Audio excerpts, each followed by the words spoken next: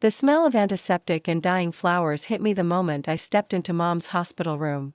She looked so small against the white sheets, her once vibrant auburn hair now thin and gray, spread across the pillow like faded silk.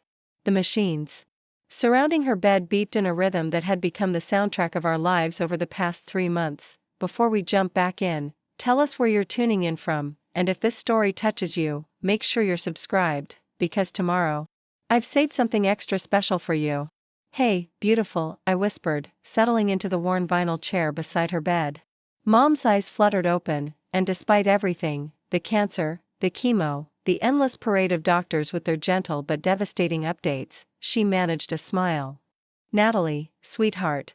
Her voice was barely above a whisper, but it still carried that warmth that had gotten me through scraped knees, broken hearts, and every crisis life had thrown my way. You look tired. You've been working too hard again. I forced a laugh, smoothing her blanket unnecessarily. Says the woman who's been fighting stage 4 pancreatic cancer like it's a personal insult. Mom had always been a fighter. When Dad left us when I was 12, she worked 2 jobs to keep our little house in Millbrook. When the factory closed and half the town lost their jobs, she started a small catering business from our kitchen. When I got pregnant at 19 and my boyfriend disappeared, she held my hand through labor and helped me raise Emma while I finished college. Now, at 63, she was fighting the hardest battle of her life, and losing. Dr. Martinez wants to talk to us today, she said, her fingers finding mine. They felt paper thin, all bones and translucent skin. About the new treatment option. My heart jumped. We'd exhausted the standard protocols weeks ago. Dr. Martinez had mentioned an experimental treatment at Johns Hopkins, but the cost. I pushed the thought away. We'd figure it out. We always did. That's wonderful, Mom. I knew there had to be something else. It's expensive, honey. Her eyes searched my face. The insurance won't cover it because it's experimental. But I've been thinking about the fund. Mom had been setting aside money for years, first for my college, then for Emma's education.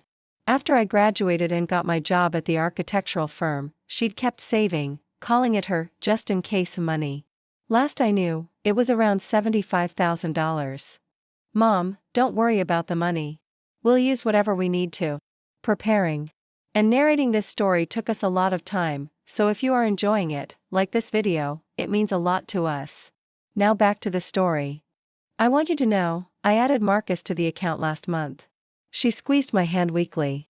As a beneficiary. I know how hard this has been on both of you, and I wanted to make sure, if something happens to me, that he could access it right away to help with expenses. No waiting for probate or lawyers. My stomach dropped. Marcus, my husband of 3 years, added to Mom's savings account. The same Marcus who'd been working late more and more frequently. The same Marcus who'd become increasingly distant as Mom's condition worsened, claiming he couldn't handle watching her suffer. That was thoughtful of you, Mom, I managed, though something cold was spreading through my chest. He's such a good man, Natalie. The way he's taken care of both of us. She closed her eyes, exhaustion pulling her under. I'm so grateful you found someone who loves you the way he does. I sat there for another hour, watching her sleep, trying to ignore the growing unease in my stomach. Marcus had been acting strange lately. Secretive phone calls he claimed were work-related. New clothes he said were gifts from clients. That expensive watch I'd noticed last week when I asked where it came from, he'd gotten defensive, mumbling something about a bonus he'd forgotten to mention. When I finally left the hospital, the October sun was setting, casting long shadows across the parking lot. I pulled out my phone to call Marcus, to tell him about the experimental treatment, but instead found myself calling First National Bank. Mrs. Patterson? This is Natalie Morrison, Elena Patterson's daughter. I need to check on my mother's savings account balance. Of course, dear. How is your mother doing? She's hanging in there. Could you tell me the current balance on account ending in 4782? Let me pull that up for you. Here we are. The current balance is $2,847.32. The phone slipped from my hand, clattering onto the asphalt. $2,847. Not $75,000. Not even close. I scrambled to pick up the phone, my hands shaking. I'm sorry, could you repeat that? $2,847.32. There was a large withdrawal last Friday. $72,000. Friday. The day Marcus had said he was working late on the Henderson project. The day I'd stayed at the hospital until visiting hours ended because Mom had been having a particularly bad day. Who made the withdrawal? It shows here it was Marcus Morrison. He's listed as an authorized user on the account. The world tilted. I gripped the car door handle to steady myself. Thank you, I whispered and hung up. $72,000. Gone. The money Mom had saved penny by penny, sacrifice by sacrifice. The money that was supposed to give her a fighting chance at life. The money Marcus knew she desperately needed. I sat in my car in the hospital parking lot, staring at my phone, trying to make sense of what I'd just learned. There had to be an explanation. Maybe he'd moved it to a different account with better interest rates. Maybe he was planning to surprise us by paying for the treatment himself. Maybe. My phone buzzed with a text from Marcus, working late again tonight. Don't wait up. Love you. Working late. Like he had been last Friday when he'd stolen my dying mother's life savings. I called him immediately. It went straight to voicemail. I tried again. Same thing, the drive home passed in a blur. Our little house in the suburbs, the one we'd bought, with Mom's help for the down payment, looked exactly the same as always. The mailbox Marcus had promised to fix still leaned slightly to the left. The flower beds I'd planted still held the last stubborn mums of the season, but everything was different now. Inside, I went straight to Marcus's home office. He'd always been secretive about his finances, claiming it was easier if he handled all the bills and investments. I'd been grateful to let him take care of it, especially with Mom's illness consuming all my energy. Now I wondered what else I'd been too trusting to see. His desk was locked, but I knew where he kept the key, in the fake bottom of his college beer mug, a hiding place he thought was clever. Inside the drawer, I found bank statements, investment portfolios, and credit card bills. The statements told a story that made my blood run cold. The platinum card showed charges I'd never seen before: $3,200 at a high-end restaurant downtown, $850 at a lingerie shop, lingerie I'd certainly never received, $1,500 at a jewelry store for something that had never made its way to me. Then I found the account statement for Marcus's personal savings. On Friday, the same day Mom's account had been emptied, there was a deposit $4,72000. But that wasn't the worst part. Beneath the bank statements, I found printed emails. Email exchanges between Marcus and someone named Victoria_Sweetheart, discussing weekend getaways and expensive gifts. Photos attached that made my stomach turn. Videos I couldn't bear to watch more than a few seconds of. The affair had been going on for months. While I'd been sleeping in hospital chairs and holding my mother's hand through chemotherapy, my husband had been lavishing another woman with gifts bought with money stolen from a dying woman's treatment fund. I was still sitting at his desk, surrounded by evidence of his betrayal, when I heard his car in the driveway. For a moment, I considered confronting him immediately, demanding answers, screaming about what he'd done. Instead, I quietly gathered everything, photographed the documents with my phone, and returned them to exactly where I'd found them. Marcus walked through the door at 10:47 p.m., his hair perfectly styled, his clothes immaculate for someone who'd supposedly been working late. He smelled like expensive perfume, not mine. "Hey, babe," he said, kissing my cheek like he had every night for 3 years. "How's your mom?" The casual question, asked while he reeked of another woman's perfume, bought with my mother's stolen money, was almost more than I could bear. "The doctor wants to discuss a new treatment option," I said, watching his face carefully. "It's experimental, but it might give her a real chance." "That's great news." His smile looked genuine, practiced. "What's the catch?" "It's expensive. About $70,000. Insurance won't cover it because it's experimental." I watched him swallow hard, watched the color drain slightly from his face. But his voice remained steady. "That's a lot of money, Nat. Are you sure it's worth it? I mean, you said yourself the doctors weren't optimistic about her chances." "She won't need it." The words came out flat, emotionless. "That's what you're thinking, isn't it?" Marcus frowned, reaching for my hand. I pulled away before he could touch me. "What do you mean?" "Of course I want your mom to get better. I'm just being realistic about our finances. Our finances. The audacity was breathtaking. Mom mentioned. She added you to her savings account. As a beneficiary. Yeah, she wanted to make sure we could access the funds quickly if needed. Smart thinking on her part. So we can use that money for the treatment. Marcus was quiet for a long moment, and I could practically see the calculations running behind his eyes. Actually, I was thinking we should save that money. For Emma's college, for our future. Maybe there are other options for your mom's treatment. Payment plans, or, how much is in mom's account, Marcus? I don't know off the top of my head. Maybe 60, 70,000? The lie came so easily. So smoothly. Like he'd been practicing. Should we check? I can call the bank tomorrow. Sure. If you want. But I really think we should explore other options first. Your mom wouldn't want us to go into debt for an experimental treatment that might not even work. I stared at my husband, this man I'd loved, trusted, built a life with, and realized. I was looking at a stranger. A stranger who could steal from a dying woman and then stand in our kitchen, reeking of his mistress's perfume, and lecture me about fiscal responsibility. You're probably right, I said finally. I'll talk to Dr. Martinez tomorrow about payment plans. Marcus relaxed visibly. Good. I know this is hard, but we have to think practically. I nodded and headed upstairs, leaving him in the kitchen with his lies and his guilt and his stunning capacity for self-justification. In our bedroom, I sat on the edge of the bed we'd shared for 3 years and pulled out my phone. My hands were surprisingly steady as I scrolled through my contacts. I found the number I was looking for and hit call. Millbrook Police Department, Officer Davis speaking. I need to report a theft, I said quietly, looking at the family photo on our nightstand, me, Marcus, Emma, and Mom at last Christmas, all of us laughing at something Emma had said. Back when I thought I knew who I was married to. What's been stolen, ma'am? $72,000 from my mother's bank account. I have evidence that my husband took it without permission while she's in the hospital dying of cancer. And you want to press charges? I thought about Mom, fighting for her life 20 miles away. I thought about Emma, asleep in her room, trusting that the adults in her life would protect her and the people she loved. I thought about Victoria_sweetheart and her expensive lingerie and weekend getaways funded by a dying woman's treatment money. Yes, I said. I want to press charges.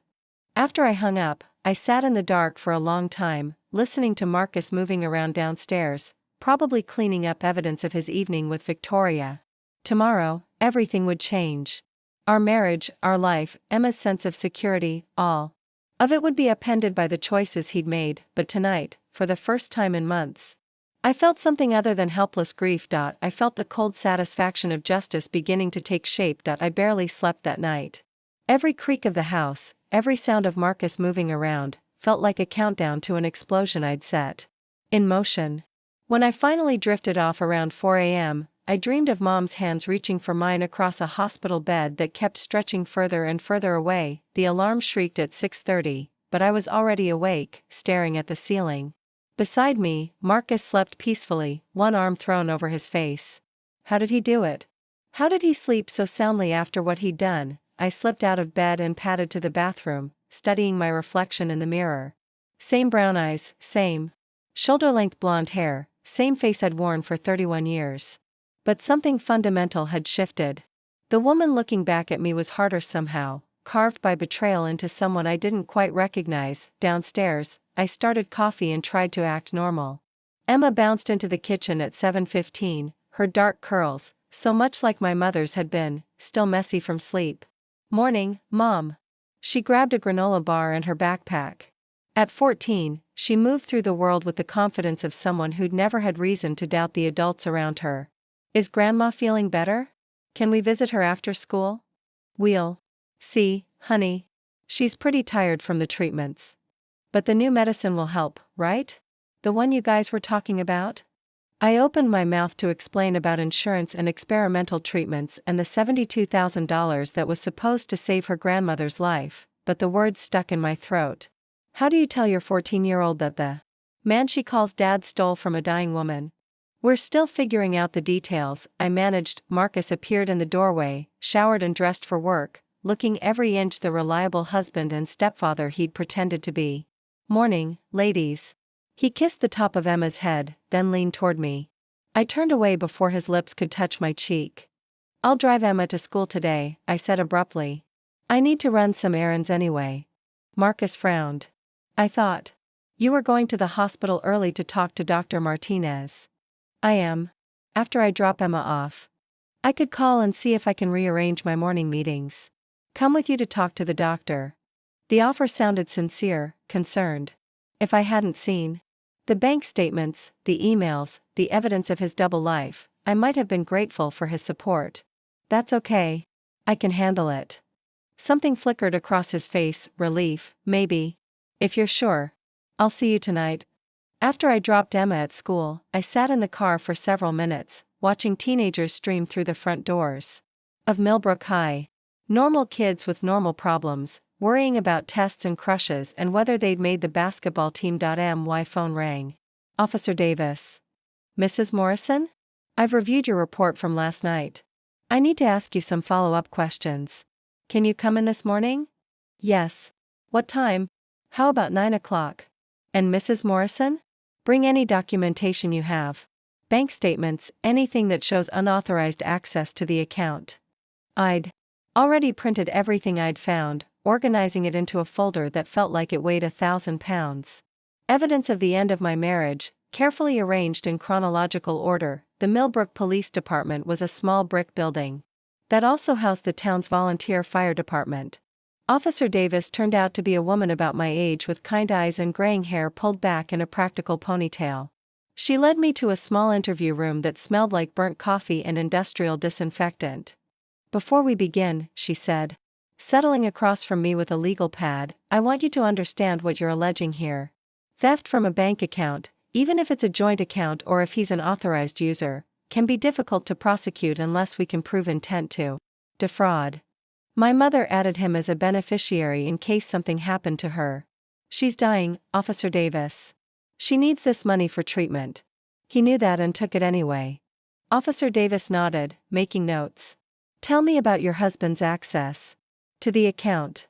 I explained about Mom's decision to add Marcus, about the experimental treatment, about finding the bank statements and credit card receipts.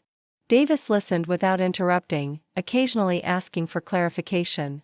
"These charges you mentioned, the restaurant, the jewelry, the lingerie, do you have evidence that he purchased these items for someone other than you?" I hesitated. The affair felt separate from the theft, more personal. But it was all connected, wasn't it? The money he'd stolen had funded his betrayal. "I found emails," I said quietly. "Between him and another woman. Photos. They've been seeing each other for months." "And he used the stolen money to pay for gifts for this woman?" "Yes. The timeline matches up. The expensive charges all happened after he emptied Mom's account." Officer Davis leaned back in her chair. "Mrs. Morrison, I have to ask, is this about the theft, or is this about the affair?"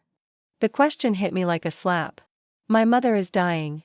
She has a chance, maybe her only chance, to get treatment that could save her life. And my husband stole the money she needs and spent it on his mistress. So yes, it's about the theft. The affair just makes it more disgusting. I understand. But the district attorney will ask the same question. We need to be very clear about what crime we're alleging here. I pulled out the folder and spread the documents across the table. Bank statements, credit card bills, printed emails, photos from Marcus's phone that I'd forwarded to myself. The sordid evidence of a double life. He took $72,000 from my dying mother's account without her permission and used it to fund an affair. In my book, that's theft and fraud. Officer Davis spent the next hour going through everything, taking notes, asking questions about timelines and Mom's mental state and whether she'd given Marcus explicit permission to withdraw the money. The fact that she added him as an authorized user complicates things, she said finally. Technically, he had legal access to the account. But not moral access. Not when he knew she needed it for medical treatment. I agree with you. The question is whether the district attorney will see it the same way. She gathered the papers into a neat stack. "I'm going to forward this to Detective Rodriguez. He handles financial crimes. He'll want to interview you again, probably your Mother too if she's able. She's able. Weak, but mentally sharp. Good. In the meantime, I strongly advise you not to confront your husband about this. Don't let on that you know what he's done. We need to gather more evidence before he has a chance to cover his tracks. I nodded, though the thought of going home and pretending everything was normal made my skin crawl. One more thing, Officer Davis said as she walked me to the door. Do you have somewhere safe to stay? With your daughter? If this goes forward, things could get complicated at home. My sister lives about an hour away. We could stay there if needed. Good. Keep that option open. I drove to the hospital in a daze, my conversation with Officer Davis playing on repeat in my head. Technically, he had legal access to the account. The phrase felt like a knife twisting in my stomach. How many other betrayals in life were technically legal? Mom was awake when I arrived, sitting up in bed picking at a breakfast tray that looked like it belonged in a prison cafeteria. How are you feeling today? I asked, settling into my usual chair. Like I'd been hit by a truck, then reversed over for good measure. She managed a weak smile. But Dr. Martinez stopped by earlier. He wants to talk to us at 11 about the Johns Hopkins program. My stomach clenched. In an hour, we'd be discussing a treatment that could save her life, a treatment we couldn't afford because my husband had stolen the money to fund his affair. Mom, I need to ask you something about the savings account. Of course, honey. What is it? When you added Marcus as a beneficiary, did you give him permission to withdraw money for anything other than emergencies? She frowned, studying my face. No, why would I? That money is for your family's future, for Emma's education. The only reason I added him was so you could access it quickly if something happened to me. Her frown deepened. Natalie, what's wrong? You look upset. I could have told her then. Could have explained that Marcus had emptied her account, that the money she'd saved for decades was gone, spent on another woman's lingerie and expensive dinners. But looking at her thin face, at the dark circles under her eyes, at the way her hands shook slightly from the medication, I couldn't do it. Nothing's wrong. I just wanted to make sure I understood how the account worked. But Mom wasn't fooled. She'd been reading my expressions for 31 years. Something's happened. What is it? Before I could answer, Dr. Martinez knocked on the door. He was a small man with kind eyes and the gentle manner of someone who delivered terrible news for a living. Good morning, Elena.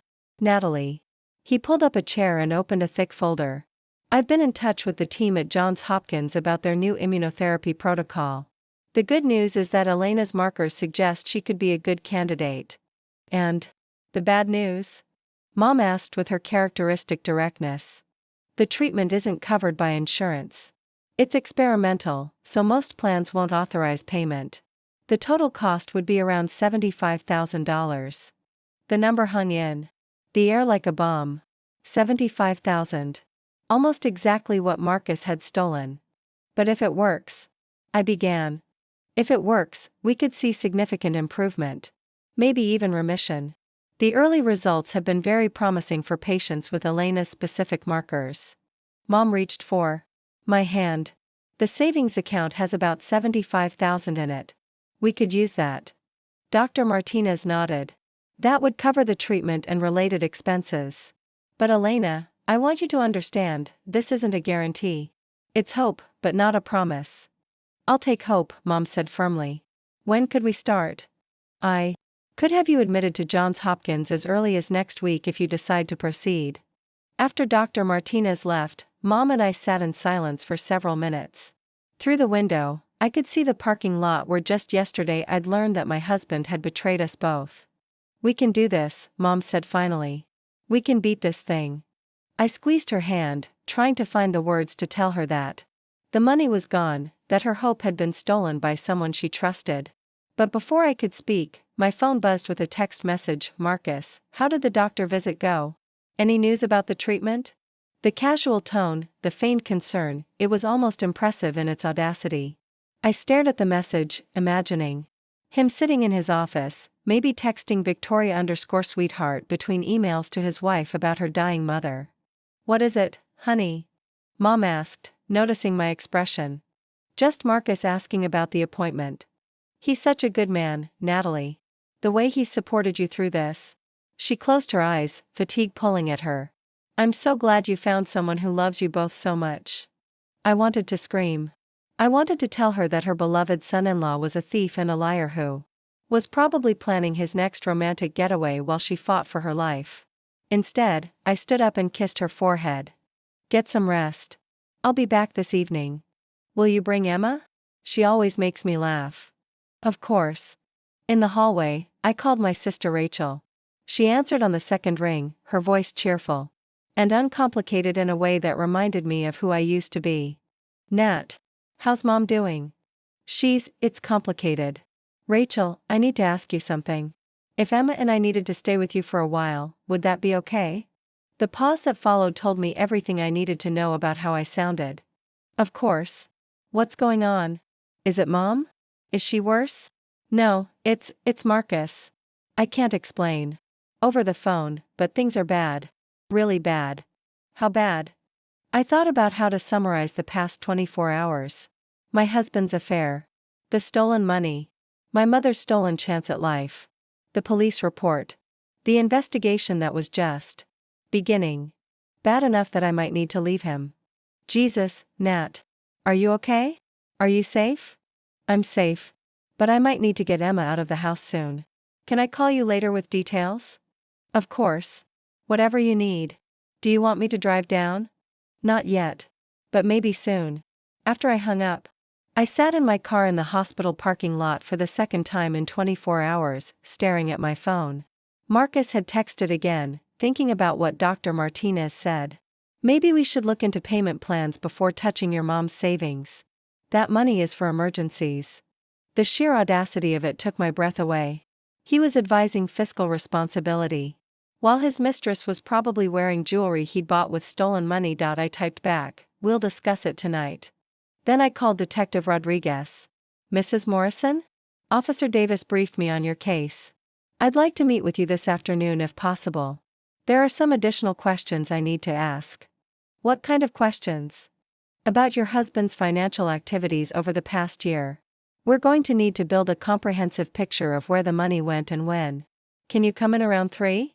I agreed and hung up, feeling the weight of what I'd set in motion.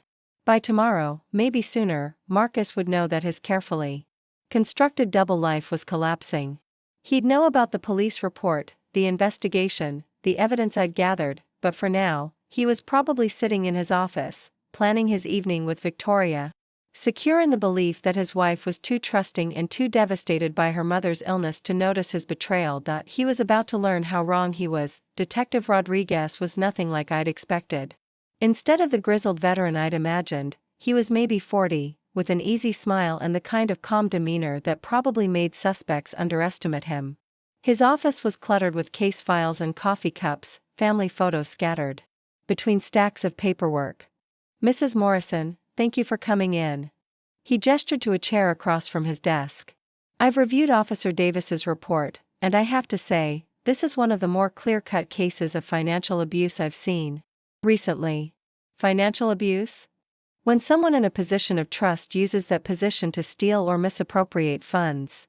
In this case, your husband used his authorized access to your mother's account for personal gain, knowing she needed the money for medical treatment. He opened a manila folder thick with documents. "The challenge is proving intent to defraud. But the evidence you've provided gives us a solid foundation." Detective Rodriguez spread out photocopies of the bank statements and credit card bills I'd brought that morning. Seeing it all laid out again, the timeline of theft and betrayal, made my chest tighten. "I've been going through Marcus's financial records," he continued. "Did you know your husband has 3 credit cards you're not aware of?" The room seemed to tilt. "What?" "American Express, Chase, and a Capital One card. All opened in the past 8 months. Combined, he's run up about $45,000 in debt." I stared at him, feeling like I was drowning. 45,000? How is that possible? High-end restaurants, luxury hotels, jewelry, clothing. The spending pattern suggests someone maintaining a very expensive lifestyle. Or supporting someone else's expensive lifestyle. "Victoria," I whispered. "The woman in the emails, yes. We're going to need those email addresses and any other contact information you can provide." We'll also need to interview your mother to establish that she didn't give permission for the withdrawal. I thought about Mom, weak and hopeful in her hospital bed, talking about the treatment that could save her life. How much of this does she need to know? She needs to understand that the money was taken without her permission. The details about your husband's affair, that's up to you. Detective Rodriguez leaned back in his chair. Mrs. Morrison, I have to ask, what's your financial situation? Could you and your daughter support yourselves if your husband is arrested? The question hit me like cold water. I'd been so focused on the betrayal, on the stolen money and Mom's treatment, that I hadn't fully considered the practical implications of destroying my marriage. I have my job at the architectural firm. It's not enough to cover all our expenses, but Emma and I could manage. I paused, thinking about the house, the car payments, Emma's school activities. We'd have to make some changes. What about the house? It's in both our names. We bought it 3 years ago. With Mom's help, I thought but didn't say. Another layer of betrayal. Marcus had used my mother's generosity to secure a home he was now undermining. You might want to consult with a divorce attorney. Financial crimes can affect property division in divorce proceedings. Divorce. The word felt strange and final. 48 hours ago, I'd been married to a man I thought I knew. Now I was sitting in a police station discussing his arrest and our divorce. There's something else, Detective Rodriguez said, pulling out another file. I ran a background check on your husband. Did you know he was terminated from his previous job for suspected embezzlement? The world went silent except for the ringing in my ears. That's impossible. He told me he left for a better opportunity. According to his former employer, Marcus was suspected of manipulating client accounts. They couldn't prove it definitively, so they offered him the choice to resign rather than face formal charges. When was this? 6 months before you got married. I felt sick. Our entire relationship, our marriage, everything I thought I knew about him, it was all built on lies. Why didn't this come up when we applied for the mortgage? He probably didn't list that employer as a reference. These things don't always show up on standard background checks unless charges were filed. Detective Rodriguez's phone rang. He answered it, spoke quietly for a few minutes, then hung up with a grim expression. That was the bank's fraud department. Marcus attempted to access your mother's account again this morning. The transaction was declined because we'd already flagged the account, but it shows ongoing intent. He tried to take more money. $1,500. The timing suggests he might be getting suspicious about the investigation. My phone buzzed with a text message. Marcus, something weird is happening with your mom's bank account. They're saying there's a hold on it. Do you know anything about that? I showed the message to Detective Rodriguez. He read it and nodded grimly. He's fishing. Don't respond yet. Let's see if he reaches out again. As if on cue, my phone rang. Marcus.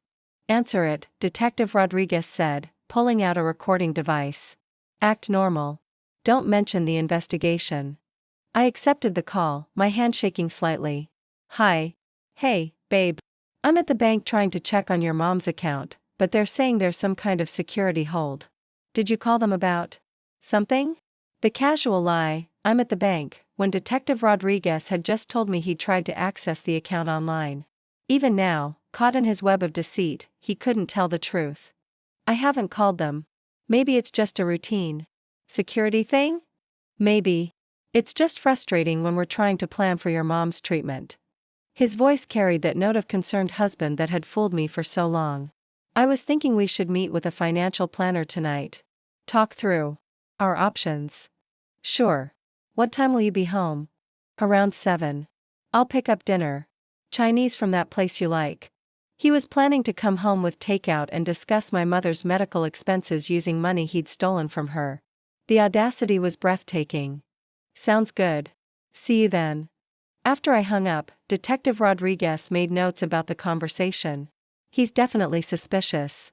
We need to move quickly before he has a chance to hide more evidence or liquidate assets. What happens next? I'm going to get a warrant for his financial records, all of them. Bank accounts, credit cards, investment portfolios, everything. We'll also get a warrant to search your house for additional evidence. Search our house? Computer files, additional financial documents, anything that might show premeditation or ongoing financial crimes.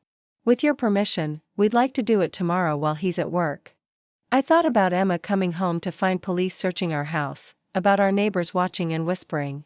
But then I thought about Mom, believing she had hope when that hope had been stolen by someone she trusted. Do it. Detective Rodriguez walked me through what would happen over the next few days. The search warrant. The arrest warrant. The formal charges that would likely include theft, fraud, and financial elder abuse. Mrs. Morrison, once we arrest your husband, this becomes public. Local news will probably pick it up. You should prepare Emma for that possibility. Emma. I'd been so focused on Mom and Marcus and the investigation that I hadn't fully considered how this would affect my daughter. She'd grown up calling Marcus Dad, trusting him, believing in the family we'd built together. How do I tell a 14-year-old that the man she considers her father is a thief? Carefully. And maybe with professional help. We can provide resources. For family counseling. I left the police station feeling like I was walking through fog. The evidence was overwhelming, the case was strong, but the cost of justice was starting to become clear. My marriage was over. Emma's sense of security would be shattered. Our financial stability was gone. Even if we recovered some of the stolen money, legal fees and the aftermath would leave us struggling, but Mom might live. That had to be worth everything else. I drove to the hospital, trying to figure out how to tell my dying mother that she'd placed her trust in a man who'd betrayed us all. The conversation with Detective Rodriguez had revealed layers of deception I was still processing. Marcus hadn't just stolen from Mom, he'd been stealing and lying for years, probably since before we got married. Mom was asleep when I arrived, her breathing shallow but steady. I sat in the familiar vinyl chair and watched her sleep, thinking about all the sacrifices she'd made over the years. Working 2 jobs to keep our house. Going without new clothes so I could have school supplies. Saving every penny she could spare for Emma's future, and Marcus had taken it all to fund his affair. You look like you're carrying the weight of the world, honey. I turned to find Mom awake, studying my face with those sharp eyes that missed nothing. Just tired, I said, but she wasn't fooled. Natalie, I've been your mother for 31 years. Something's wrong. Really wrong. Is it the treatment? Did something change? I opened my mouth to deflect again, but the words wouldn't come. She was dying. She deserved the truth, even if it would hurt her. Mom, there's something I need to tell you about the savings account. Her expression grew serious. What about it? Marcus withdrew the money. All of it. $72,000. The silence stretched between us. Mom's face went through a series of expressions, confusion, disbelief, and finally, a hardness I'd rarely seen from her. All of it? All of it. He spent it on another woman. An affair he's been having for months. Mom closed her eyes, and for a moment I thought she might cry. Instead, when she opened them, there was steel in her gaze. That son of a bitch. I'd never heard my mother use that kind of language. Ever. I've filed a police report. They're investigating. But Mom, the money for your treatment is gone. I understand. She was quiet for a long moment, processing. How long have you known? Since yesterday. I'm sorry I didn't tell you right away. I didn't know how. Don't apologize. You were protecting me. She reached for my hand. What about Emma? Does she know? Not yet. I don't know how to tell her. We'll figure it out. Together. Mom squeezed my hand. Natalie, I want you to know, I'm not angry about the money. I'm angry about what he did to you. To our family. But the treatment will happen or it won't. The money was never a guarantee, honey. It was just hope. And hope doesn't die because some selfish man stole our savings. What do you mean? Mom smiled, and for the first time in weeks, it reached her eyes. I mean we fight this another way. Fundraising. Medical loans. Selling everything I own if we have to. I didn't survive your father leaving in 20 years of raising you alone just to let cancer and a cheating son-in-law win. My phone buzzed. Another text from Marcus, called. The bank again. They're saying we need to come in together to resolve the hold. Can you meet me there at 5? I showed the message to Mom. She read it and shook her head in disgust. The nerve of him. Trying to get you to help him access more money. The detective told me not to meet with him alone. He's getting suspicious about the investigation. Good. Let him sweat. A knock on the door interrupted us. Dr. Martinez entered with a social worker I didn't recognize. Elena, Natalie. I hope I'm not interrupting. This is Jennifer Walsh from Patient Financial Services. I asked her to come by because I wanted to discuss some options for the treatment funding. Jennifer was a woman about my age with kind eyes. And a practical manner. She pulled up a chair and opened a folder. Dr. Martinez explained your situation. The good news is that Johns Hopkins has several programs for patients who need financial assistance. We can't cover the full cost, but we might be able to reduce it significantly. How significantly? I asked. Depending on your financial situation, potentially down to $20,000 or $25,000. Combined with payment plans, it could be manageable. $25,000. Still more money than I had, but not impossible. Not the insurmountable mountain it had seemed an hour ago. There's also something else, Dr. Martinez added. I've been in touch with a colleague who's running a similar trial here in the state. It's not as advanced as the Johns Hopkins program, but it might be an option. And it would be covered by insurance. Mom and I looked at each other. Hope, creeping back into the room despite everything Marcus had tried to destroy. What would that involve? Mom asked. More testing first, to see if you qualify. But if you do, we could start treatment within 2 weeks. After they left, Mom and I sat in the growing darkness of her hospital room, watching the lights come on across the city. Somewhere out there, Marcus was probably getting ready to come home with Chinese takeout, preparing to sit across from me and discuss financial planning for the very treatment he'd made impossible. What are you going to tell him tonight? Mom asked. Nothing. The detective wants me to act normal until they can execute the search and arrest warrants. Can you do that? Sit across from him and pretend you don't know what he's done. I thought about it. 48 hours ago, the answer would have been no. I would have confronted him immediately, demanded explanations, probably believed whatever lies he told me, but something had changed in me over the past 2 days. The naive woman who'd trusted blindly was gone, replaced by someone harder, more calculating. Someone who understood that sometimes the best revenge was patience. Yes, I said. I can do that. My phone rang. Emma, calling from her friend Sarah's house where she was studying for a history test. Mom? Can I sleep over at Sarah's tonight? Her mom said it's okay, and we want to finish our project on the Civil War. Of course, honey. I'll pick you up in the morning for school. After I hung up, Mom smiled knowingly. One less thing to worry about tonight. Yeah. I stood to leave, dreading the performance I'd have to give in a few hours. Mom, are you okay? Really okay? Finding out about Marcus, honey, I survived your father abandoning us when you were 12. I survived the factory closing. I survived building a business from nothing. I sure as hell can survive a cheating son-in-law and some cancer cells. She squeezed my hand. The question is, are you okay? I considered the question. Was I okay?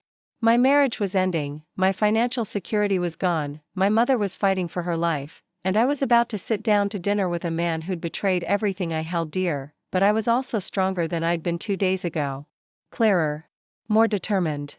I'm getting there, I said. As I drove home to face Marcus and his lies, I thought about Mom's words. Hope doesn't die because some selfish man stole our savings, she was right. Hope was tougher than that, and so was I. Marcus was already home when I pulled into our driveway at 6:45, 15 minutes before he'd said he'd arrive. The sight of his car, the BMW he'd bought last year with what he claimed was a work bonus, made my stomach clench. How many lies had I swallowed without question? I sat in my car for a moment, preparing for the performance of my life. I had to be the grieving daughter worried about her mother's treatment, the trusting wife concerned about their financial future. I had to hide the rage, the disgust, the knowledge that was burning through me like acid. The house smelled like sesame chicken and betrayal. Marcus was in the kitchen, unpacking containers from Golden Dragon, still wearing his work clothes. He looked up when I entered, and for a split second, I saw something flicker across his face, wariness, maybe guilt. But it was gone so quickly I might have imagined it. Hey, babe. How was your mom today? Better. The doctor had some encouraging news about alternative treatments. I kept my voice carefully neutral, watching his reaction. Relief. Definite relief. Crossed his features before he could hide it. That's great. See? I told you not to worry. There are always other options. He handed me a plate, playing the supportive husband. Did you talk to the bank about the account issue? No, I was at the hospital all day. What exactly did they tell you? Marcus busied himself dishing out rice, not meeting my eyes. Just some security hold nonsense. Probably routine fraud protection. You know how paranoid banks are these days. The casual dismissal, the practiced ease of the lie, it was almost artistic in its audacity. I wondered how many other lies I'd missed over the years, how many times he'd looked me in the eye and lied with the same effortless confidence. Should we go in together tomorrow to sort it out? Actually, I called again this afternoon. They said it should resolve itself in a few days. Banking red tape, you know? He finally looked at me, his expression earnest and slightly annoyed on my behalf. Frustrating when we're trying to plan for your mom's care. Another lie, smooth as silk. Detective Rodriguez had told me Marcus tried to access the account that morning, not that he'd called about a hold. Every word out of his mouth was calculated deception.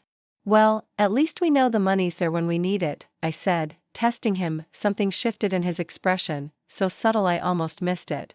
A tightening around his eyes, a barely perceptible pause before he nodded. Absolutely. Your mom was smart to save all those years. We sat down at the kitchen table, the same table where we'd shared thousands of meals, where Emma had done homework while Marcus helped with math problems, where we'd planned vacations and discussed dreams for the future. Now it felt like a stage set for a play about a marriage that had never really existed. So tell me about these alternative treatments, Marcus said, spearing a piece of chicken with his fork. I told him about the financial assistance programs the insurance covered trial Dr. Martinez had mentioned. With each detail, I watched him relax, watched his shoulders lose the tension he'd been carrying since I walked in the door. See? I knew things would work out. Your mom's a fighter. She doesn't need some experimental treatment that costs a fortune. He reached across the table and squeezed my hand. Everything happens for a reason, right? Everything happens for a reason. My mother's cancer was providing convenient cover for his theft. The sick logic of a man who'd convinced himself that his betrayal was somehow justified. Marcus, I said carefully, what if the insurance trial doesn't work out? What if we do need the money from Mom's account? He was quiet for a long moment, chewing slowly. When he looked up, his expression was troubled, like a man wrestling with a difficult decision. Nat, I've been thinking about that. About our future, Emma's college fund, your mom's long-term care needs. Maybe we should be more conservative with that money. Set aside some for the treatment, but not blow it all on one experimental procedure. You think we should let my mother die to preserve Emma's college fund? That's not what I said. His voice carried a hint of irritation, like I was being deliberately obtuse. I'm saying we need to be practical. Your mom wouldn't want us to bankrupt ourselves, especially for something that might not even work. The twisted logic was breathtaking. He'd stolen the money and was now lecturing me about fiscal responsibility. Worse, he was using my mother's supposed wishes to justify his theft. My phone buzzed. A text from Detective Rodriguez, search warrant. Approved. Tomorrow at 10 a.m. while subject is at work. Are you still comfortable with this timing? I set the phone face down without responding, but Marcus had noticed. Work emergency?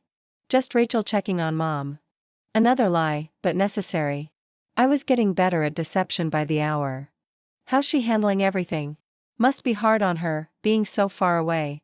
She's offered to help however she can. She might come down this weekend. Marcus nodded absently, scrolling through his own phone. Probably texting Victoria, I realized. Planning their next rendezvous with stolen money. I might need to work late tomorrow, he said, still looking at his screen. Big presentation on Friday. You know how it is. Of course. Working late. Code for meeting his mistress.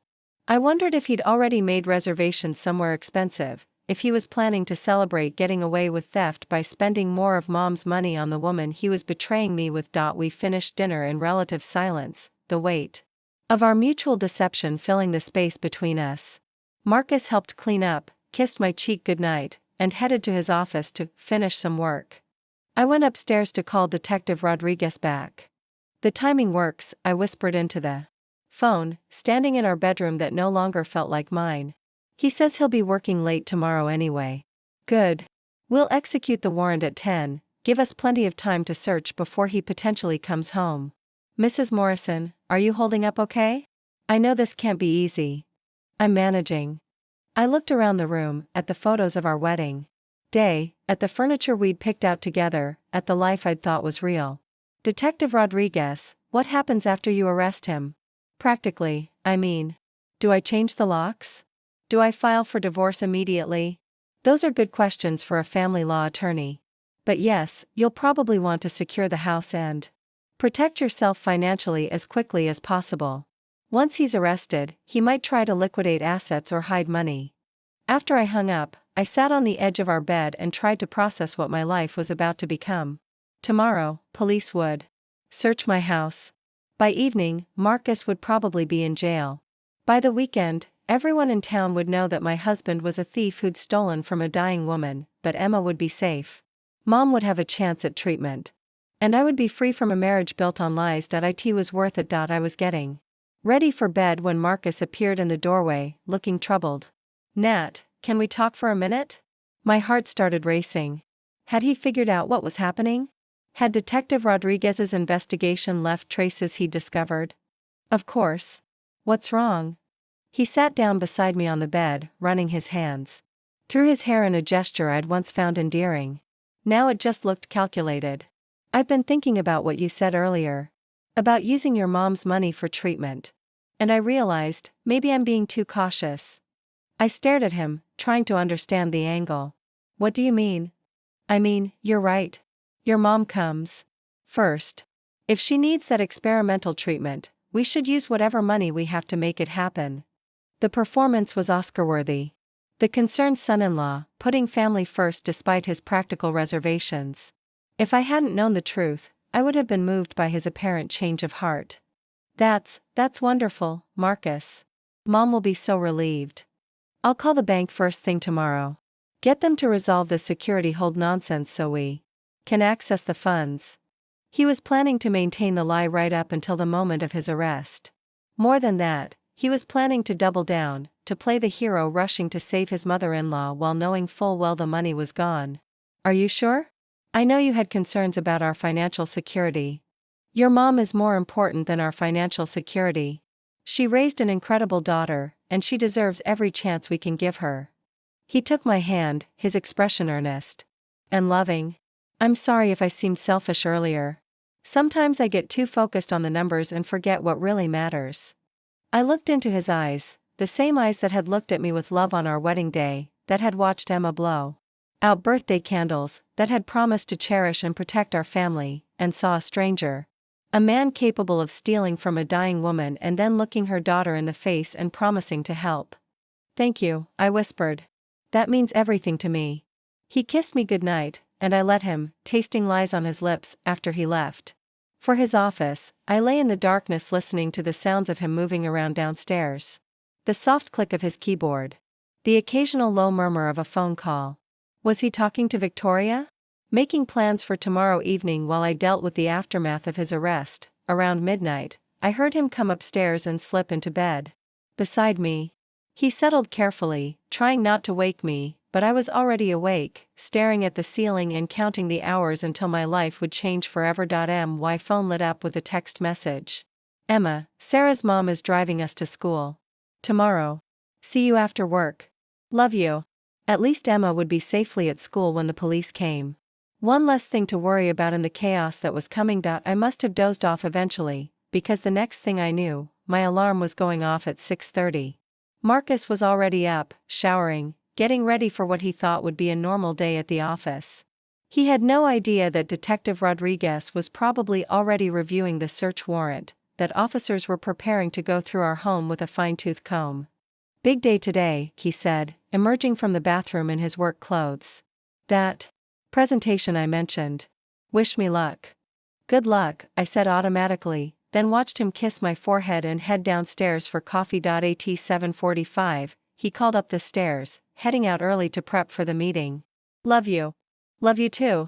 I called back, the words feeling like broken glass in my throat. I listened to his car pulling out of the driveway, then got up and methodically prepared for the destruction of my marriage. I made coffee.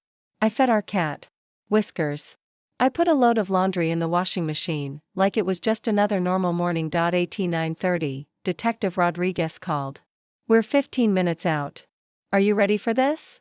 I looked around the kitchen where Marcus had served me Chinese takeout and lies just 12 hours earlier. I'm ready. Mrs. Morrison, once we start, there's no going back. Are you absolutely certain this is what you want to do? I thought about Mom in her hospital bed, talking about hope being tougher than selfish men and stolen savings. I thought about Emma, trusting that the adults in her life would protect her and the people she loved. I thought about Victoria_sweetheart. And her expensive lingerie and weekend getaways funded by a dying woman's treatment money. I'm certain. We'll see you soon. I hung up and sat down at the kitchen table to wait. In 10 minutes, police officers would arrive at my door with a warrant to search my home for evidence of my husband's crimes. By evening, Marcus would know that his carefully constructed double life had collapsed. The woman who had trusted blindly was gone. The woman who remained was ready for whatever came next. After all, sometimes the only way forward was through the wreckage of what you thought your life was supposed to be. At exactly 10:03 a.m., 3 unmarked police cars pulled into my driveway. Detective Rodriguez emerged from the first one, followed by 4 officers and a woman carrying what looked like computer equipment. The neighbors would notice. Mrs. Henderson was already peering through her curtains, and I could see old Mr. Kowalski pretending to check his mailbox while obviously watching our house. Let them watch. By evening, everyone would know anyway. Detective Rodriguez knocked softly, as if he understood that this moment was both an ending and a beginning for me. Mrs. Morrison, we have the warrant. He handed me an official-looking document that made everything real in a way nothing else had. This will take several hours. Are you comfortable staying, or would you prefer to leave while we work? I'll stay. I want to see what you find. Officer Chen, the computer specialist, headed straight for Marcus's home office while the others began a methodical search of our bedroom, closets, and filing cabinets. Watching strangers go through our personal belongings should have felt invasive, but instead it felt like an archaeological dig, uncovering the truth beneath layers of carefully constructed lies. Mrs. Morrison, Officer Chen called from the office after about 30 minutes. Could you come look at this? Marcus's computer was open, displaying spreadsheets I'd never seen before. Detailed financial records showing not just the transactions I already knew about, but a pattern of financial manipulation going back 2 years. He's been skimming from his company's client accounts, Officer Chen explained, pointing to columns of numbers that meant nothing to me but clearly told a damning story to her. Small amounts, moved through multiple accounts to avoid detection. Your mother's savings was just the latest source. How much are we talking about? Preliminary estimate? Close to $200,000 over the past 18 months. I sank into Marcus's desk chair, the same chair where he'd sat last night pretending to work while planning his lies about Mom's treatment money. $200,000. He wasn't just a cheating husband who'd made a desperate choice, he was a career criminal who'd been systematically stealing for years. There's more, Officer Chin continued, clicking through files. Email accounts you probably don't know about. Financial planning documents that show he's been preparing to disappear. Disappear?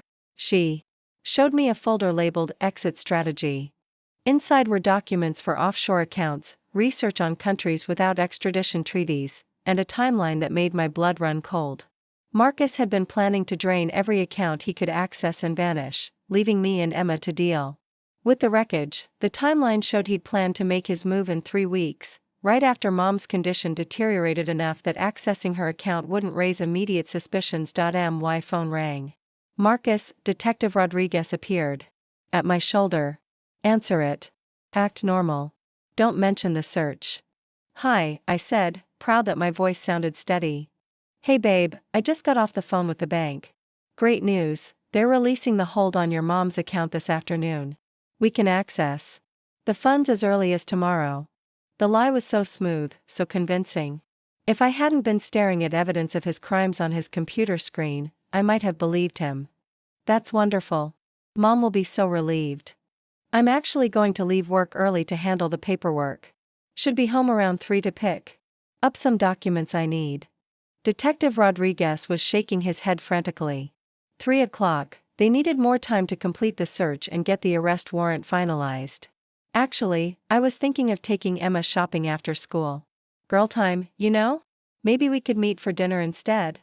A pause. Sure, that works. I'll probably be tied up with bank stuff anyway. How about that Italian place on Main Street? 7 o'clock? Perfect. Love you. Love you too. I hung up and immediately felt sick. Those words, love you, had become weapons in an arsenal of deception. He'll be here at 3, I told Detective Rodriguez. We'll be ready. The arrest warrant should be signed by then. The search continued. In our bedroom closet, they found a safe I didn't know existed, hidden behind winter coats. Inside were documents for accounts in my name that I'd never opened. Forged signatures on loans I'd never agreed to. Marcus had been using my identity to fund his double life. Identity theft, wire fraud, embezzlement, elder abuse. He's looking at serious federal charges, Detective Rodriguez explained as we watched. Officers document everything. The forgeries alone could get him 10 to 15 years. By 2:30, they'd filled 6 evidence boxes with documents, hard drives, and financial records that painted a picture of systematic fraud spanning years. The man I'd married wasn't just unfaithful, he was a sociopath who'd been systematically destroying my financial life while planning his escape. At 2:45, Detective Rodriguez's phone rang. Rodriguez? Yes, sir. Understood. He hung up and turned to me. Judge signed the arrest warrant. We're officially charging him with elder abuse, theft, wire fraud, and identity theft. What happens? Now we wait for him to come home. The officers positioned themselves strategically, 2 in unmarked cars down the street, 2 inside the house with me. The waiting was excruciating. Every car that passed made my heart race. When a delivery truck pulled into the neighbor's driveway, I jumped. At 3:17, Marcus's BMW turned into our driveway. Through the window, I watched him get out of his car, checking his phone as he walked toward the house. He looked relaxed, confident, like a man whose biggest worry was forged bank paperwork. He had no idea that his entire world was about to collapse. The front door opened. Nat? I'm home. Detective Rodriguez nodded at me. This was it. I walked to the entryway where Marcus was hanging up his coat. For a split second, he looked like the man I'd fallen in love with, handsome, confident, someone who made me feel safe. The illusion lasted until I saw the expensive watch on his wrist, bought with my mother's stolen money. Hi, I said. How was your day? Good. Productive. The bank thing is all sorted out. He started toward his office, then stopped. The door was open, and he could see that his desk had been searched, papers reorganized. What the hell? Detective Rodriguez stepped out from the living room. Marcus Morrison? Marcus's face went through a series of rapid changes, confusion, alarm, calculation, and finally, a kind of cold resignation that told me he'd always known this moment might come. Who are you? Detective Rodriguez, Millbrook Police. You're under arrest for theft, elder abuse, wire fraud, and identity theft. He began reading Marcus's rights while another officer moved behind him. Marcus's eyes found mine across the entryway.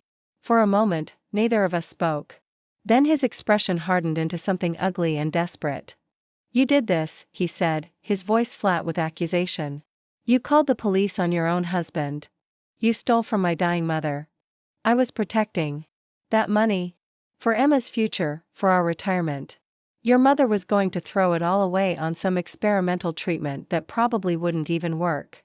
The audacity was breathtaking, but I was past being shocked by his capacity for self-justification. You were spending it on your girlfriend. Marcus laughed, actually laughed. Victoria? This is about Victoria? Jesus, Nat, I thought you were smarter than that. Detective Rodriguez finished the Miranda warning and moved to cuff Marcus's hands behind his back. The sight of my husband being arrested in our entryway, the same entryway where he'd kissed me goodbye every morning for 3 years, should have been devastating. Instead, I felt oddly detached, like I was watching someone else's life implode. The funny thing is, Marcus continued as they led him toward the door, I really was going to put the money back. After your mother died. Which won't be long now, right? Then you would have never known, and Emma would have had her college fund. After my mother died. I repeated the words, trying to process the calculated cruelty of them. Oh, don't act so shocked. We both know she's not getting better. The cancer's won, Nat. I was just being realistic about the timeline. Detective Rodriguez paused at the door. Mr. Morrison, I'd advise you to stop talking until you've spoken with a lawyer. But Marcus wasn't done. 3 years of masks were finally falling away, revealing the man he'd always been underneath. You know what the really sick part is? I actually loved you. Both of you. But you were so naive, so trusting. You made it easy. He looked around our house, our home, with something like contempt. This whole suburban fantasy, playing house with someone else's kid, pretending I was some kind of family man. It was exhausting. Someone else's kid. The words hit me like a physical blow. Emma, who called him dad, who trusted him completely. Don't worry, Marcus added with a cruel smile. I'll be out on bail by tomorrow. We can discuss this like adults then. They led him away, and I stood in my empty entryway listening to car doors slam and engines start. 3 years of marriage ended with the sound of gravel crunching under tires. My phone rang immediately. Emma. Mom? Sarah's mom just texted her. She said there were police cars at our house. Is everything okay? Is Grandma okay? I closed my eyes, trying to figure out how to explain that the man she considered her father had just been arrested for stealing from her dying grandmother. Grandma's fine, honey. But I need to pick you up from school. We need to talk. Are you okay? You sound weird. I'm okay. I'll explain everything when I see you. After I hung up, I walked through the house that no longer felt like home. Every room held memories that had been retroactively poisoned by Marcus's betrayal. The kitchen where he'd made Emma pancakes on Sunday mornings while planning to disappear with her college fund. The living room where we'd watched movies together while he fantasized about his new life with Victoria. The bedroom where he'd held me and whispered promises while forging my signature on fraudulent loans. Detective Rodriguez returned an hour later with papers for me to sign and a business card for a victim's rights advocate. The district attorney will want to meet with you next week to discuss the prosecution. And Mrs. Morrison? You should know, we found evidence that suggests he was planning to disappear soon. You and Emma might have been in real danger if you hadn't discovered this when you did. What kind of danger? Financial ruin, for starters. He'd forged your signature on several high-interest loans. You would have been responsible for hundreds of thousands in debt you never agreed to. But beyond that. He paused, choosing his words carefully. Men who commit this level of systematic fraud don't usually leave witnesses who can expose them. The implication hung in the air like smoke. Marcus hadn't just been planning to disappear, he'd been planning to destroy us in the process. I drove to Emma's school in a daze, trying to figure out how to explain the unexplainable. How do you tell a 14-year-old that her entire sense of family security was built on lies? Emma was waiting in the office, her backpack clutched against her chest, her dark eyes wide with worry. She looked so young, so vulnerable, that I almost lost my composure. Mom, what's going on? The rumors at school are crazy. I signed her out and led her to the car, my mind racing through possible ways to ease into the conversation. But there was no gentle way to destroy a child's faith in the adults who were supposed to protect her. Emma, I need to tell you something about Marcus. Something difficult. Is he hurt? Was there an accident? No, honey. He wasn't hurt. But he did something very wrong, and he's been arrested. Emma stared at me, her face going pale. Arrested? For what? He stole money from Grandma. Money she needs for her medical treatment. That's impossible. Marcus loves Grandma. He would never. He did, sweetheart. I found the evidence. The police found more evidence. There's no doubt. Emma was quiet for a long moment, processing. When she spoke again, her voice was small and broken. How much money?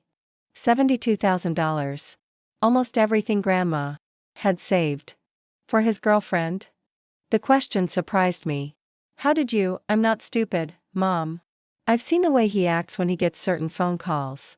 The expensive stuff he's been buying that he says is from work. The cologne that's different from what he usually wears. Emma's voice grew stronger, angry. I just didn't want to believe it because I thought he loved us. Oh, honey. I pulled over to the side of the road and reached for her, but she pulled away. Is Grandma going to die because of what he did? No. We're going to find another way. Dr. Martinez has other options, and there are programs that can help with the cost. But what if there aren't? What if she dies because Marcus stole her money? I didn't have an answer for that. All I could do was hold my daughter while she cried for the loss of the father figure who'd betrayed us all. By evening, the story was all over town. Small-town news travels fast, and Marcus's arrest was the biggest scandal Millbrook had seen in years. My phone rang constantly, reporters, neighbors, concerned friends who'd heard rumors and wanted to know if they were true. I turned it off and sat with Emma in our kitchen, ordering pizza because neither of us could face cooking. The house felt different without Marcus in it, emptier but also cleaner somehow, like a poison had been drained away. What happens now? Emma asked, picking pepperoni off her slice. Now we rebuild. We take care of Grandma. We figure out our finances. We start over. Do you think he'll go to prison? Probably. What he did, there are serious consequences for stealing that much money, especially from someone who's sick. Emma nodded, seeming older than her 14 years. Good. He should go to prison. Later that night, after Emma had gone to bed, I called Mom to tell her about the arrest. She listened without interrupting, then was quiet for a long moment. How are you holding up, honey? I don't know yet. It doesn't feel real. And Emma? She's angry. Hurt. But she's strong. She'll be okay. She gets that from you, Mom said. You're stronger than you know, Natalie. As I prepared for bed in a house that was finally just mine and Emma's, I thought about Marcus's words, "You made it easy." Maybe I had. Maybe I'd been too trusting, too willing to believe in the fairy tale of our happy family. But that naive woman was gone now, replaced by someone who understood that sometimes the people closest to you are the ones capable of the deepest betrayal, and sometimes, the only way to save the people you love is to destroy the life you thought you wanted. The courtroom was packed with faces I recognized from our small town, former neighbors, colleagues from the architectural firm, and people whose only connection to our story was their fascination with watching someone else's life implode in public. I sat in the front row between Emma and my sister Rachel, watching as Marcus's defense attorney made one final, desperate argument for leniency. Your Honor, my client made serious errors in judgment during a difficult period in his marriage. The stress of his mother-in-law's illness, combined with mounting financial pressures, led him to make choices he deeply regrets. I almost laughed at the audacity. 6 months of legal proceedings had revealed the true scope of Marcus's crimes, and his lawyer was still trying to paint him as a man driven to desperation rather than what he really was, a career criminal who'd been systematically stealing for years. Judge Patricia Henley, a stern woman in her 60s who'd presided over Millbrook's municipal court for 2 decades, looked unimpressed by the performance. Mr. Patterson, your client embezzled nearly $300,000 from multiple sources over a period of 18 months. He forged documents, committed identity theft, and stole life-saving medical funds from a cancer patient. This wasn't a moment of poor judgment, it was a calculated campaign of fraud and theft. The final tally had been staggering. After the FBI got involved and conducted a thorough investigation, they'd uncovered Marcus's theft from his employer, fraudulent credit applications in my name, and even embezzlement from the youth baseball league he coached. The man I'd trusted with my daughter's safety had been stealing from children's sports programs. Furthermore, Judge Henley continued, the defendant showed no remorse during his arrest and has continued to blame his victims throughout these proceedings. The court has reviewed the psychological evaluation, and it's clear that Mr. Morrison poses a continued threat to the community. Marcus stood ramrod straight as the judge delivered his sentence. 12 years in federal prison, with the possibility of parole after 8. Full restitution to all victims. Permanent forfeiture of assets purchased with stolen funds. As they led him away in handcuffs, Marcus turned to look at me one last time. There was no apology in his eyes, no remorse. Just the cold calculation of a man who'd been caught and was already planning his next move. Emma squeezed my hand. Is it over? It's over. The criminal case was finished, but our real victory had come 3 months earlier. 3 months earlier, Mom's first round of the experimental treatment at Johns Hopkins had been brutal. The side effects were worse than traditional chemotherapy. leaving her weak and nauseous for weeks. But Dr. Martinez's colleague, Dr. Sarah Chen, had been optimistic from the start. "Elena's responding better than we hoped," she told us after the second round of treatment. "The tumors are shrinking significantly.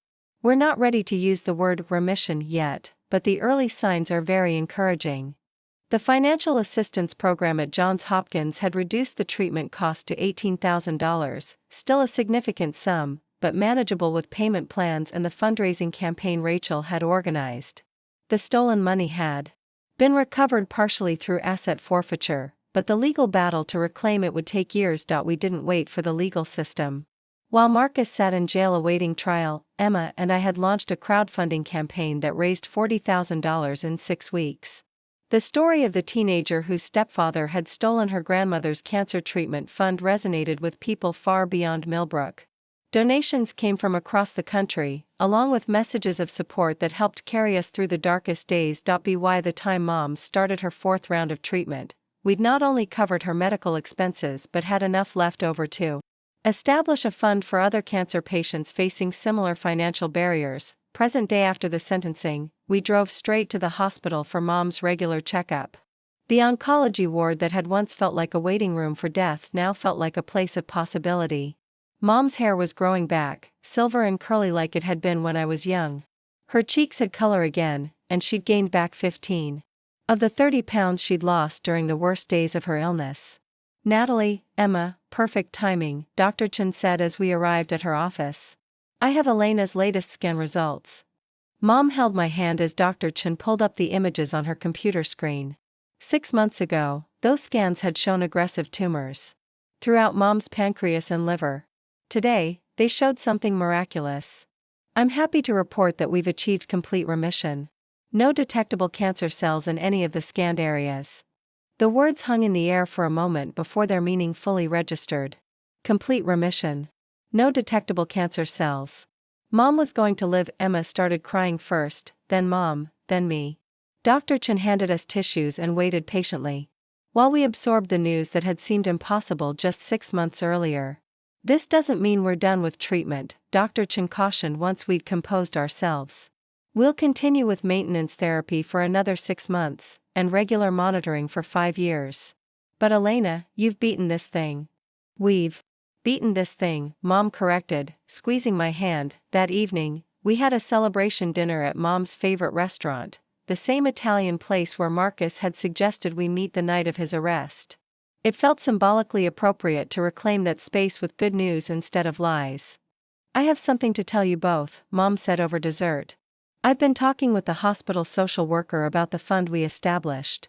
They want to expand it into a formal program." "What kind of program?" "The Elena Patterson Fund for Cancer Treatment Assistance. It would help patients who can't afford experimental treatments that insurance won't cover." Mom's eyes were bright with purpose. "They think we could help dozens of families every year." Emma beamed. "That's amazing, Grandma. We could turn what Marcus did into something good." "That's the idea, sweetheart. Sometimes the best response to evil is to create something beautiful in its place." 2 years later, I stood in the backyard of our new house, watching Emma practice her driving in the empty parking lot next door.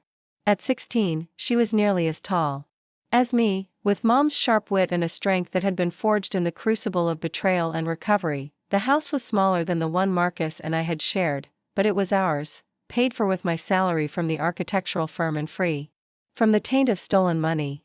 Emma had chosen her own room, painted it purple against my better judgment, and filled it with art supplies and college brochures. "Mom, phone," Emma called, jogging over with my cell phone. "It's Aunt Rachel." "Tell me you're sitting down, Rachel," said without preamble when I answered. "I'm sitting." "What's wrong?" "Nothing's wrong. Everything's right. I just got off the phone with Victoria Brennan." Victoria Brennan, Marcus's former mistress, who'd turned state's evidence after discovering that her jewelry and expensive dinners had been funded by stolen money from a cancer patient. She'd cooperated fully with the prosecution, providing emails and financial records that had been crucial to Marcus's conviction. What did she want? Apparently, Marcus has been writing to her from prison. Love letters, trying to convince her to wait for him, promising they'll disappear together when he gets out. That's disgusting, but not surprising. Wait, it gets better. Victoria's been saving every letter, and she just found out that Marcus has been writing similar letters to two other women. He's running romance scams from prison, trying to get money for his commissary account and legal appeals. I laughed despite myself. Even in prison, he's still a con artist. Victoria's turning all the letters over to the FBI. Apparently, running romance scams from federal prison violates his sentencing agreement. They're talking about adding more time to his sentence. After I hung up, I sat on our back porch watching Emma parallel park between two orange cones, marveling at how completely our lives had changed. The scared woman who discovered her husband's betrayal 2 years ago felt like a different person, someone I'd been, but was no longer. My phone buzzed with a text from Mom. Dinner Sunday? I'm making pot roast. Also, the fund hit $500,000 in donations this week. The Elena Patterson Fund had indeed grown into something beautiful. In 2 years, it had helped 87 families afford experimental cancer treatments. Mom had become something of a local celebrity, speaking at fundraising events and medical conferences about the importance of financial assistance for cancer patients. Emma bounded over, keys jingling in her hand. I think I'm getting the hang of this driving thing. Want to be my brave passenger for a trip to the store? Absolutely not. But I'll ride shotgun to the end of the driveway and back. As we pulled out of our driveway in my practical Honda Civic, a far cry from Marcus's BMW, which had been sold to pay restitution, Emma glanced at me with the serious expression she wore when she was thinking about big things. Mom, do you ever miss him? Marcus, I mean. The question caught me off guard. Do you? Sometimes I miss the person I thought he was. The one who helped me with algebra and made pancakes on Sundays. But I don't miss him, if that makes sense. It makes perfect sense. I think I mourned that person a long time ago. Do you think you'll get married again? I considered the question. I'd been on a few dates over the past year, nothing serious, just tentative steps back into trusting people with my heart. It was harder now, knowing how completely someone could fool you, but I was learning to listen to my instincts in ways I hadn't before. Maybe someday. When I'm ready to trust someone with our family. Our family is pretty great the way it is, Emma said, pulling into our driveway with only minor corrections needed. That evening, after Emma had gone to bed, I sat at my desk paying bills and reviewing college brochures. Emma had been accepted to 3 universities, including her first choice, with partial scholarships that would make her education affordable without requiring massive loans. As I wrote the check for our monthly contribution to Mom's treatment fund, now a maintenance expense rather than a desperate necessity, I thought about Marcus's words from the night of his arrest. You made it easy. Maybe I had made it easy for him to deceive me. Maybe I'd been naive and trusting in ways that had put my family at risk. But I'd learned something important in the process. The capacity to trust isn't a weakness, even when that trust is betrayed. The weakness lies in becoming so cynical that you stop believing in the possibility of genuine love and loyalty. Emma had grown up seeing both sides of that equation, the devastating consequences of misplaced trust, but also the powerful results of people coming together to help each other.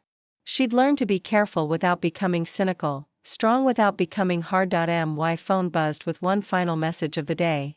A text from Dr. Chen. Elena's latest scans look perfect. See you in 6 months for routine monitoring. Keep doing whatever you're doing. I smiled, thinking about what we were doing. We were living honestly. We were helping others when we could.